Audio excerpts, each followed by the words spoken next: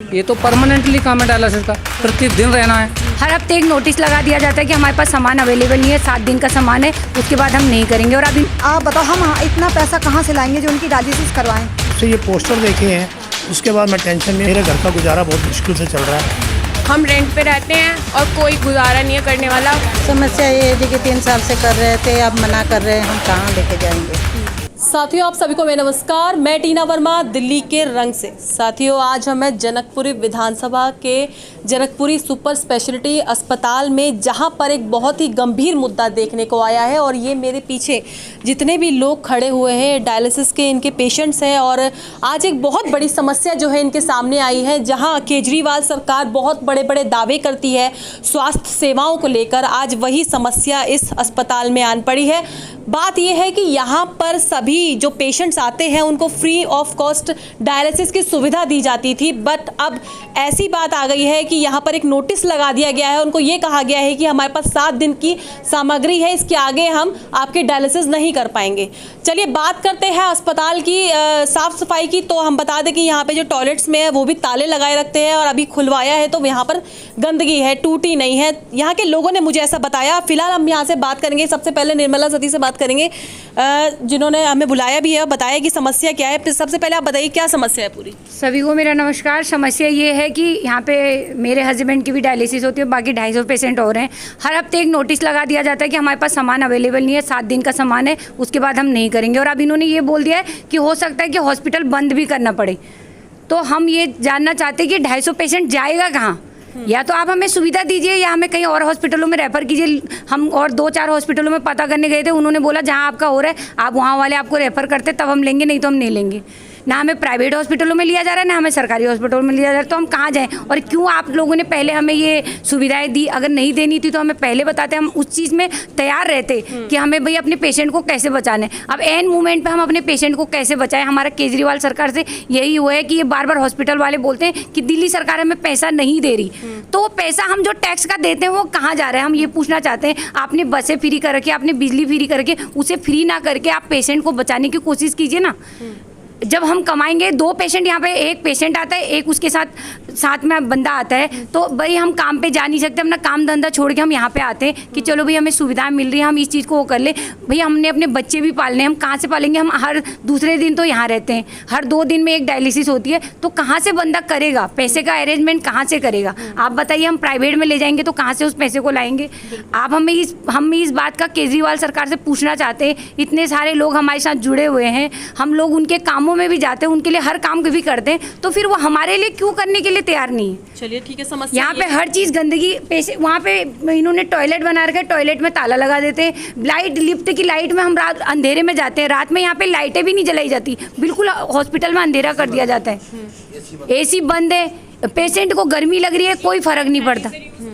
एक डायलिसिस को 10 बार यूज करते हैं, 10 बार हो गया, अब 10 बार हो गया है। और बल्कि हम तो, मेरे हस्बैंड को तो इतना इन्फेक्शन हो गया था तो कि मैं अपना पर्सनल डायलिसिस लगा रही हूँ। अच्छा, 2 बार खुद से लेके आते? हाँ, खुद से लेके आते। और इतना इन्फेक्शन हो गया था, ये सारे लोग गवाह हैं उस बात के। इतना बड़ा उनका मुंह हो गया था, पूरी शरीर की खाल निकल गई थी, इतनी बड़ी समस्या आ गई थी। आप बताइए कि अगर मेरे हस्बैंड को कुछ हो जाता, क्या दिल्ली सरकार मेरा भरण पोषण कर पाती या मेरे बच्चों को पाल पाती।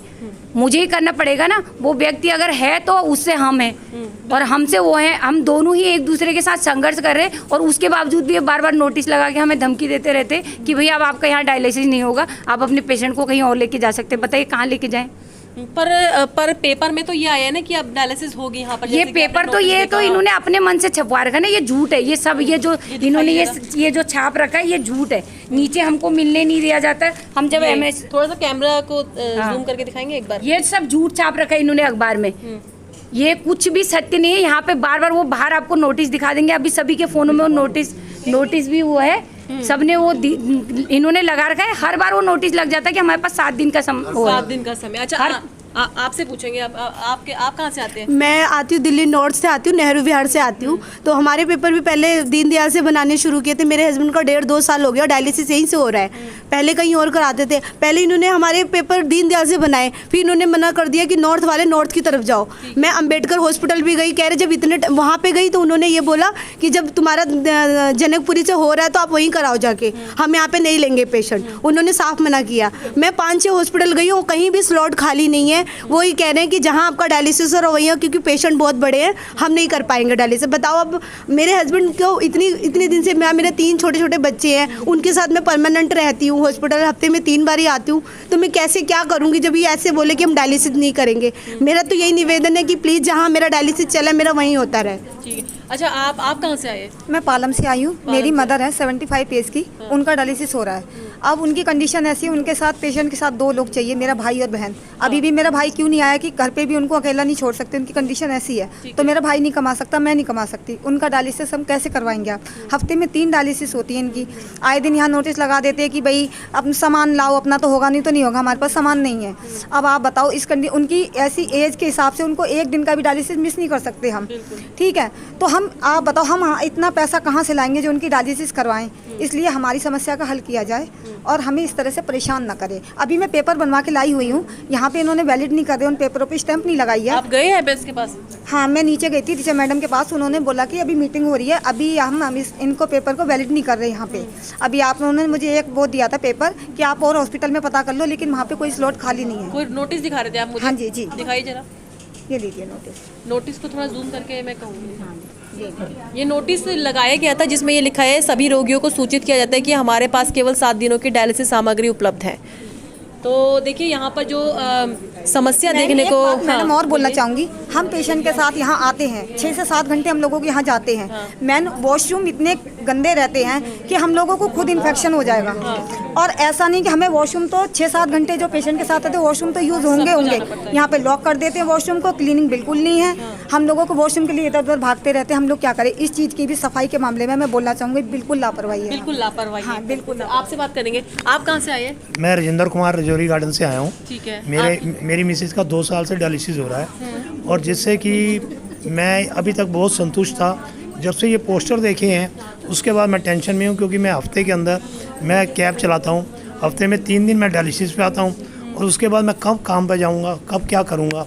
मेरे घर का गुजारा बहुत मुश्किल से चल रहा है। आज अभी हम MS से मिल के आए हैं, कहते हैं नहीं आपका डायलिसिस तो हो जाएगा। मैं कहा सर मेरी डाक ख़त्म है, ये डाक के ऊपर अभी मोहर नहीं लगा रहे, कागज़ सबके तकरीबन तैयार हैं डाक के, पर ये कह रहे हैं अभी हमारे पास नहीं, अभी ऑर्डर नहीं आया। अभी ऑर्डर नहीं? हाँ, अभी लोग यही कह रहे हैं। और सबसे बड़ी बात, हमारा वेटिंग रूम को आप एक बार घुमा के देख लो, 4 पंखे लगे हुए हैं। इतनी पब्लिक के बीच में 4 पंखे क्या करेंगे?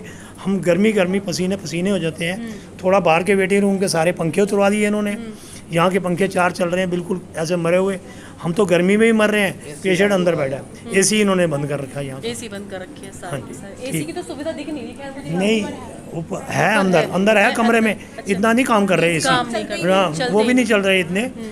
बना हुआ है AC, चल रहा है कोई नहीं, क्योंकि ये चक्कर है। ठीक है। आप कहाँ से आए? मैं द्वारका मोड़ से। किसके लिए आते हैं? मम्मी के लिए, अपनी मम्मी के लिए आते हैं। हफ्ते में कितनी बार आते हैं? 3 बार होती है उनकी डायलिसिस। 3 बार डायलिसिस होती है। अब जो समस्या है इसके बाद कैसा लग रहा है आपको? मैम मेरे घर में तो मेरे पेरेंट्स दोनों की तबीयत ख़राब है। हम रेंट पे रहते हैं और कोई गुजारा नहीं है करने वाला। मैं ही कमाने वाली हूँ और मैं मम्मी को लेके आती हूँ। भाई है छोटा, वो कमाता है। बड़ी मुश्किल से गुजारा चल रहा है हमारा। हमें पता है हम कैसे कर रहे हैं। ऊपर से ये बोल रहे हैं कि डायलिसिस बंद कर देंगे। इनको ये नहीं पता सरकार को कि कैसे हम अपने घर को चला रहे हैं। ऊपर से हमारे पेरेंट्स हैं, वो मतलब सिचुएशन को देख के भी नहीं समझ रहे। ठीक है। देखिए, समस्या सबके साथ वही है कि जब से इन्होंने बोला है कि डायलिसिस यूनिट हम बंद कर रहे हैं या आप अपना सामान लेके आएंगे तो हम करेंगे, यहाँ सारे परेशान हैं। सबकी अर्निंग की प्रॉब्लम है और अगर दूसरा अटेंडेंट अर्न करना भी चाहे तो वो पेशेंट के साथ अटेंड नहीं कर सकता, अर्न नहीं कर सकता। घर की सबकी वही प्रॉब्लम है। हम खरीद के भी कितना लेके आएंगे? और अगर ये यहाँ यूनिट बंद कर रहे हैं तो इतने पेशेंट पर डे के 150 पेशेंट हैं इनके, 150 से 200 पेशेंट हैं। अब 24/7 चलता है, सिर्फ संडे वो भी इमरजेंसी में ये लेते हैं पेशेंट। अब ये बंद करेंगे तो इतने पेशेंट कहाँ जाएंगे? हमें जब से बोला गया है, हम सारे हॉस्पिटल में हम सर्च कर रहे हैं कि मेरा पेशेंट B पॉजिटिव है। ओके। B पॉजिटिव की मशीन आपको जल्दी से दिल्ली में नहीं मिलेगी। अभी तो इन्होंने कहा है कि अभी हम बात करके आए, कहा कि नहीं हम करेंगे, हम मना नहीं कर रहे हैं, लेकिन ये कि हमें एक एश्योरेंस दे दीजिए ताकि हम आराम से, हमें कोई हमारे पेशेंट की आप डायलिसिस करिए, हम ये चाहते हैं। तो आपने ये नहीं कहा कि अगर हम हफ्ते में 3 बार यहाँ आते हैं तो आप हमें एश्योरेंस कब तक देंगे? देखिए हमने अभी आज भी बात हुई है, अभी श्योर सर्टन कुछ नहीं कहा है। अभी इन्होंने कहा कि ठीक है हम करेंगे, लेकिन हमारा यही कहना है, सबकी परेशानी यही है कि भाई आप एक बार हमें कंफर्म बता दीजिए ताकि अभी हम मान लीजिए हम इनके यहाँ चक्कर में यहाँ बैठे हुए हैं कि अभी कहेंगे हम करेंगे, फिर हम कहीं और सर्च नहीं कर रहे हैं और पेशेंट इतने हो रहे हैं कि अगर बाकी जगह भी लॉट अगर बुक हो जाता है तो हम अपना पेशेंट लेके कहाँ जाएंगे। और डायलिसिस पेशेंट की ये सिचुएशन है कि हम अभी डायलिसिस करा के घर जा रहे हैं, हमें नहीं पता हमारा पेशेंट हमारे साथ जाएगा कि नहीं जाएगा। तो आप अटेंडेंट की कंडीशन समझ लो, उसकी फैमिली की कंडीशन समझ लो। एक हमें सहारा है डायलिसिस, मेंटली ये तो है कि डायलिसिस होगी, हमें ये एश्योरेंस चाहिए इनसे। अभी ये नहीं है एश्योरेंस? अभी नहीं, अभी तो ये बोला कि ठीक है आपका काम हो जाएगा, अभी ये बोला, लेकिन कंफर्म हमें अंदर से तसल्ली नहीं कि ये कंफर्म है कि ये हो जाएगा ऐसा। ठीक है, आपने भी वो डायलिसिस किट वगैरह खरीदी है कि यहाँ पे खरीद के भी? नहीं, मैं खरीदी नहीं हूँ, मैं बिहार से आई हूँ। बिहार से 1.5 साल से यहाँ डायलिसिस कराती हूँ। मेरा हस्बैंड का तबीयत ख़राब हो जाती है, मेरा कोई कमाने वाला नहीं है। एक हस्बैंड था तो वो भी गिरा हुआ है, कैसे पेट चल रहा है, कैसे डायलिसिस करा रहे। दवा उनका लीवर का एथी है, हेपेटाइटिस है, तो दवा महंगा मिलता है। वो मिलता है 17,000 का, 18,000 का दवा बाहर से। कमाने वाला कौन कौन है? कोई नहीं है बेटा, जो बिजनेस था वो ख़त्म हो गया, इनके में बेच के लगा दिए। एक लड़का है वो निकम्मा लेखा बैठा है, उसका कोई रोजगार नहीं है बेटा। हाँ बेटा, तो उनका कल डायलिसिस है, अब देखें कल करते हैं कि क्या करते हैं। तो फिर आपने बात नहीं की नीचे एक बार भी एमएस वगैरह से? नहीं, अभी तो मैं बात नहीं की। अभी बात नहीं जी। मान लो यहाँ नहीं हुई सुविधा, क्या करेंगे फिर आप? तब देखें क्या करते हैं, हमको तो कोई सुविधा नहीं लग रहा है, इसलिए कि मैं तो बिहार से हूँ, मेरा यहाँ कोई जानकारी नहीं है। बिहार तो लुटेरा है, बिहार तो मेरा लुटेरा हो करके मेरा पति का किडनी खराब कर दिया। वो जो डायलिसिस पर है, जय दिन जी रहे हैं, कोई ठिकाना नहीं है कि कब शुगर डाउन होगी, कभी भी डाउन हो जाएगी, कब क्या कर देंगे। मैं अकेले बीच में फंसी हूँ बेटा, यही बात है। क्या यहाँ पर आप कब से आ रहे हैं डायलिसिस के लिए? 3 साल से आ रहे हैं जी, सागरपुर से। सागरपुर से? हाँ जी। ठीक है, तो कौन आपके पेशेंट कौन है? हाँ जी, पति है मेरे। आपके पति है? हाँ जी। तो क्या मुख्य समस्या देखने को? समस्या ये है जी कि 3 साल से कर रहे थे, अब मना कर रहे हैं, हम कहाँ लेके जाएंगे। तो इसलिए एमएस हाँ जी, वहाँ गए थे, वो अभी मिले नहीं, हम डायलिसिस रूम में आ गए थे। फिर मेरे से आप लोगों को मिले नहीं? नहीं, हमसे नहीं मिले हो। ये समस्या अब 2 उसमें है कि कभी इनको डांट फटकार भी लगाते रहते हैं। डांट फटकार भी लगाते हैं? हाँ। कैसे? हाँ जी। क्या नाम है उनका? शिवम। हाँ। वो कभी कहते हैं कि कोई मत इनको डायलिसिस लगाओ, एक दिन ऐसे मना कर दिए थे। ऐसा क्यों? ऐसा क्यों कहा उन्होंने? लगाया था, फॉल्ट हो गया था। फॉल्ट हो गया तो मैंने ब्लड से नहवा दिया था, तो मैं दोबारा आया तो मैं मना कर दिया कि भाई आप रहने दो, कोई और स्टाफ लगा लेगा। तो अपने तो नहीं लगाया, दूसरे को भी मना कर दिया कि उसको मत लगाना। लास्ट में जब बोले मैं विक्रांत सर से, तो कह रहा कि खाली होंगे तब तो लगाएंगे। और ऐसे ही कहता कोई ये चीफ मिनिस्टर है, प्रधानमंत्री बना हुआ है, ऐसे बातें करते हैं जी। आपसे बात करूँगी, आप कहाँ से आते हैं? हम राजापुर से बेटा आते हैं, मधुबर के आगे से। हमारा हस्बैंड जो है कि ऐसा है कि चल नहीं पाते हैं, बिल्कुल आँखें अंधा है, चेयर पे लाया तो कोई चेयर रखे हुए हैं। और हमारा भी तो कमाने वाला है 10,000 रुपया, उसमें 2 बच्चे हैं, 3 बच्चे हैं, एक बीवी है, तो हमको क्या खिलाएगा, अपने क्या खाएगा। और हमारे आदमी 3-4 बार ब्लेड ज़्यादा ही फेंक दिए थे, पूरा पीठ उठ भिज गया था। इन लोग लापरवाही करते वहीं खड़े हैं, हमको कह रहे देखिए आंटी जी हाथ नहीं उठाएगा। और हमारा आदमी जरा सा, उन्होंने 3-4 बार ब्लेड निकल गया। और कभी बोलेगा तुम लेट से आओगे तो नहीं लगाऊंगी, ये करूंगी वो कर। हम कल क्यों भैया डॉक्टर साहब, ऐसा है हम देखो ले आ नहीं पाते, गिरते गिरते बुढ़े को लेकर आते, गाड़ी में तो हाथ ले उठा करके चढ़ाते हैं बेटा। और बाकी इन्होंने हम लोग के हमको बहुत डांटते हैं, तो कोई भी डांट सकता है, हमारे के कोई भी बंदा डांटता है, लड़की से लेकर के डॉक्टर लेकर सबको डांटते रहते हैं। तो बेटा हमारे कोई कमाने वाले एक बेटा है बेटा, हम झूठ क्यों बोला, हमारे 2-3 कमरे हैं बेटा, उससे रोटी हम खा लेते हैं, अपने आदमी दवा करवा लेते हैं, झूठ नहीं बोले। बेटा तो 10,000 का बीवी खिलाएगी, हमको खिलाएगा, वो भी हमारा आदमी कर दिया, वो भी नहीं जी खा पाया। अच्छी बेटा उनको हाल देखो। कोई बात नहीं, हम सरकार से अपील करेंगे कि आप लोगों की बात सुनी जाए। तो साथियों, कब से आ रहे हैं और आप कहाँ से? मैं उत्तम नगर जीवन पार्क से आती हूँ। अब मेरे हस्बैंड की डायलिसिस यहाँ पे 1 साल से हो रही है और परसों शनिवार को मैं डाक के पेपर बनवा के लेके आई हूँ। इन्होंने स्टैम्प नहीं लगाई है। इन्होंने कहा कि आप कहीं दूसरी जगह स्लॉट ढूंढो। मैम, मैं कहाँ से स्लॉट ढूंढूँ? मैं अपने हस्बैंड को कहाँ लेके जाऊँ? डायलिसिस पेशेंट्स हालत ये बैठे हैं, इनको मैं साथ में लेके आज यहाँ लेके आई हूँ क्योंकि मेरे 8 डाक के पेपर लास्ट थे। अब कल डायलिसिस है, मैं कहाँ लेके जाऊँ अपने हस्बैंड को? तो अभी तक कोई जवाब नहीं दिया इन लोगों ने? उन्होंने जवाब दे दिया कि यहीं से होगी। डाक के पेपर आज उन्होंने सबमिट कर दिए हैं। सबमिट कर लिए? हाँ जी, सबका इकट्ठा मैंने ही यहाँ पे सबको बुलाया। मैंने निर्मला जी को बोला कि आप आओ, सबको बुलाया अपने साथ के लोगों को। सारे लोग यहाँ पे इकट्ठा होके आपसे सब MS के पास गए, फिर वहाँ से बात होके आप लोगों के साथ हम बात कर रहे हैं। तो अभी कोई गारंटी वगैरह दिया, एश्योरेंस दिया कि अभी हो कुछ जाएगा नहीं, कल तक काम? अभी कुछ नहीं कहा, खाली ये बोला कि क्योंकि आज भी डायलिसिस होगी सबकी, किसी की कल भी होगी। हाँ जी, हाँ तो जी। अभी तक क्या है? आज बिल्कुल नहीं है डायलिसिस? नहीं हो रहे हैं। जिनकी यूनिट आज होगी, जिनके टाइम अलग पेशेंट है, अलग है, हम अलग है। अच्छा, तो इसलिए हम यही कहते हैं कि केजरीवाल जी से कि हम क्यों परेशान करें। हम तो वैसे ही परेशान लोग हो रखे हैं यहाँ पे।